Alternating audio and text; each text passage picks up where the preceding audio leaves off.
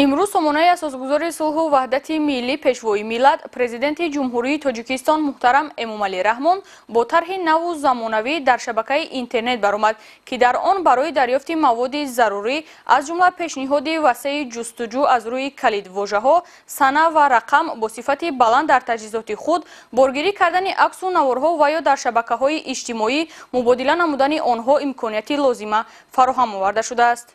17 ایول سامانه نوی اساسگذار صلح و وحدت ملی پیشوای ملت پرزیدنت جمهوری تاجیکستان محترم امامعلی رحمان در تهیه نو به شبکه جهانی اینترنت برآمد. سامانه نوی پرزیدنت نقطه TG که از جانب متخصصان ورزیده وطنی تهیه گردیده است، از شکل پیشینه خود با طرح زیبا و زمانوی، سرعت بلند و دیگر امکانات معاصر فرق نموده همقدم با دستاوردهای نوترین تکنولوژی‌های اطلاعاتی و کمیونیکاسیونی، تأمین فوریت، سبکی کار استفاده برندگان و دسترسی آزاد و بی‌واسطه به خبرها از فعالیت پرزیدنت جمهوری تاجیکستان پیشوای ملت محترم امامعلی رحمان میباشد. در سامانه امکانیت‌های نو برای دریافت کردن مواد ضروری از جمله پیشنهاد وسیع جستجو از روی کلیدواژه‌ها، سنه و رقم، کلان خرد کردن اندازه متنها، با صفت بلند در تجهیزات خود بارگیری کردن عکس و نوارها و یا در شبکه‌های اجتماعی مبادله نمودن آنها فراهم آورده شده است.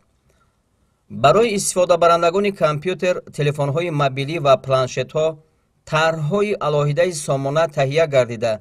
خبرها در آنها به طور خاص جایگیر کرده می‌شوند. همه مواد سامانه با 4 زبان تاجیکی، روسی، انگلیسی و عربی پخش و با عکس و نوارهای بلند صفت پیشنهاد می‌گردد. بخش‌های سامانه از زیربخش‌های زیاد عبارت بوده در آنها معلومات مفصل و فراگیر جنبه‌های فعالیت پرزیدنت جمهوری تاجیکستان جایگیر است.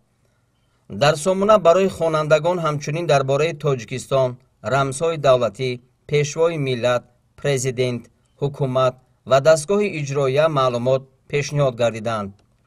نامه به پرزیدنت از بخش‌های مهم سامانه بوده برای تامین رابطه مستقیم و بی‌واسطه رهبر دولت با استفاده برندگان این صفحه اینترنتی و عموما مردم کشور پیش بینی شده است. باید یادآور شد که اولین مراتبه سامانه پرزیدنت جمهوری تاجیکستان 5 اکتبر سال 2005 تهیه گردیده سال 2012 نوسازی شده بود.